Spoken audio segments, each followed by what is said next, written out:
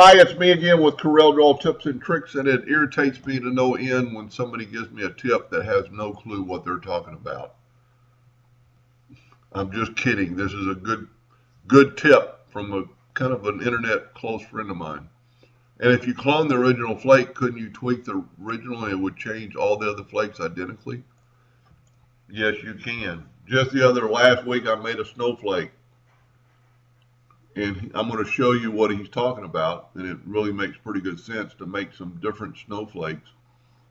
I'm going to go to edit and clone. I actually made a hotkey for that, which is the alternate C key. I put in some indexing line, and this is why I draw in the center of the page, so I can index a circle right to that spot. And it just makes it even left and right and gives me some distance. Now I'm going to rotate it 60 degrees. Now I can control D and rotate it 120 degrees. And then just keep rotating it around. And what he is talking about, and it makes a lot of sense, let me get rid of this indexing line. This is just a clone curve. This is a control curve.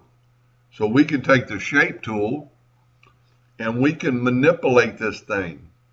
We could make it a little different. You know, and you could actually, it's pretty cool because that way you could kind of see what's going on and what it's going to look like. I mean, you could even delete that node and it gave you a sharp point. You could delete that node and give you another sharp point. There's a lot of things you could do. But that way you could kind of see the snowflake, and I'm not doing a very good job of making it better. But you see what I'm talking about. I'm changing all the snowflakes at one time. There's kind of a neat effect if you wanted to try something like that. But anything you do, you can change your snowflake up before you finish it. And because we're drawing in a six-sided object, I'm going to get a six-sided pentagon and put it in the center of the. What I need to do first is to group my snowflake, Control G, and hit P, put it in the center, and then put my pentagon in the center. That's too big. Holding down the Shift button and kind of grow it in, and then weld it. Whoop! It took away my clone. How would you fix that? Let's try to ungroup that.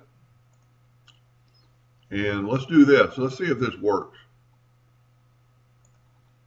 Let's move this out of the way. Let's smart fill this.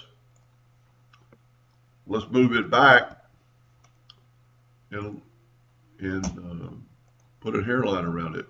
Now it's not a clone anymore. Let's see if the weld works now.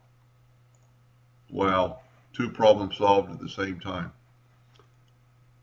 Anyway, you could make another pentagon, six-sided. And this is why I draw in the center of the page. You know, I made a completely different looking object. Anyway, so I thank Mr. J for sending me that reminder and that tip. Hope that helped a little bit, and thank you for watching.